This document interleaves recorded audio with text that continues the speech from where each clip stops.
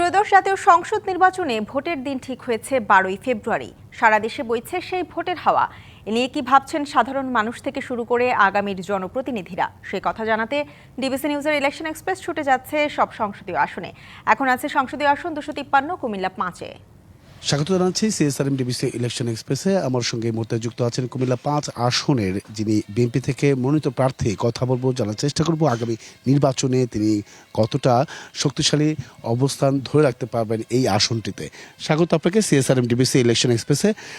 আমরা যেটা এবার জানি যে সব দলেই অংশগ্রহণ করছে এই নির্বাচনে, কতটা চ্যালেঞ্জ হতে পারে বলে মনে করছেন আপনি? আজকে আমাদের এখানে 17টি ইউনিয়ন, 2টি উপজেলা। আজকে 142টি কেন্দ্রে এট এ টাইম 4টা থেকে 5টা পর্যন্ত আমাদের এখানে আমার ধানের শীষের পক্ষে মিছিল হবে। সেটাতে আপনারা অনুমান করতে পারবেন যে আমাদের এখানে মিছিল দিয়ে কি আসলে ভোট করা যায় কিনা? আমাদের এখানে আমি তৃণমূলে কাজ করে আসছি। আমি তৃণমূলের মানুষের যে সম্পৃক্ততা, এখানে দল মত নির্বিশেষেই মানুষের একটা দীর্ঘদিনের একটা প্রত্যাশা, তারা ধানের শীষকে এবং জসিমউদ্দিনকে এই নির্বাচনী এলাকায় একটু ভোট দিতে চায়।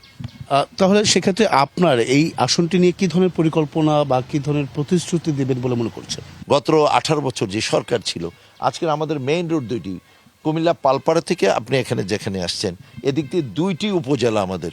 তো এই 2টি উপজেলার রাস্তার কি অবস্থা এটা আপনি নিজের চোখে দেখেছেন।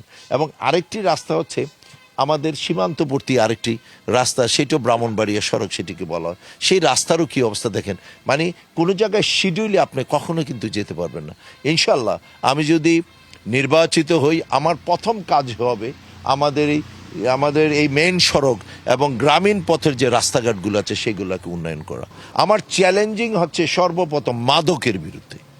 আমি মাদকের বিরুদ্ধে আপনার সামনে ঘোষণা দিচ্ছি, 0 টলারেন্স। আমি এই ব্যাপারে আমি ইনশাল্লাহ কোনো ছাড় দিব না ইনশাল্লাহ। এই 17 বছর আপনারা ক্ষমতা ছিলেন না, 17 বছর আপনারা সেভাবে মানুষের পাশে দাঁড়াতে পারেননি। তারপরেও কেন ধানের শীষকে বেছে নেবে? বিশেষ করে নারী ভোটার যারা আছেন বা তরুণ ভোটার যারা আছেন, তারাই বা কেন এই ধানের শীষকে বেছে নেবে? আমরা যেরকম এই 17 বছরের কথা বলেছেন, এই 17 বছরের আন্দোলন সংগ্রাম, এই কুমিল্লা 5 বুড়িচং ব্রাহ্মণপাড়া, এই রাজনীতিতে আমি নিজে জেল খেটেছি। আমার বিরুদ্ধে কুমিল্লার সমস্ত সাংবাদিকদেরকে একাধিক মামলা আমার বিরুদ্ধে, এবং আমি তৃণমূলের, আমি এক বাবার এক সন্তান। আমার কি বলছে আসলে যখন যাচ্ছেন তরুণরা তো ইয়াংরা তো আমি এখন আমাদের নির্বাচনী এলাকা কুমিল্লা 5, আমাদের ইয়াং জেনারেশন যারা আছে, আমাদের ইয়াংরা প্রতিটা মানুষের কাছে, ইয়াংদের কাছে যাচ্ছে, তাদের কাছে আশানুরূপ সাড়া পাচ্ছে।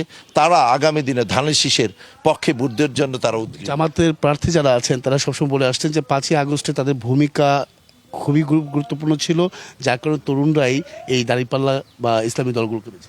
না, এটা একটা গল্প। এটা তো আগামী 12 তারিখে আপনার ইনশাল্লাহ দেখবেন তরুণরা কোন দিকে দিচ্ছে। বাংলাদেশের ধানের শীষের পক্ষে ইনশাল্লাহ আমি আশাবাদী 2/3 সিট নিয়ে বাংলাদেশ জাতীয়তাবাদী দল ক্ষমতায় আসবে ইনশাল্লাহ। আমাদের দল ইনশাল্লাহ আগামী দিনে রাষ্ট্রীয় ক্ষমতায় যাবে। তখনই তো 12 তারিখের পরে আপনি বুঝতে পারবেন যে আপনি কেন নিজেকে যোগ্য মনে করছেন। আমি এখানে আমি এখানে দীর্ঘ 30 বছর এখানে কাজ করেছি। যখন বাবা সন্তানের কাছে যেত না, সন্তান বাবার কাছে, করোনা মহামারীর সময় আমি নিজে বিবেক নামে একটি টিম করে আমি লাশ দাফন কাফন আমি করেছি।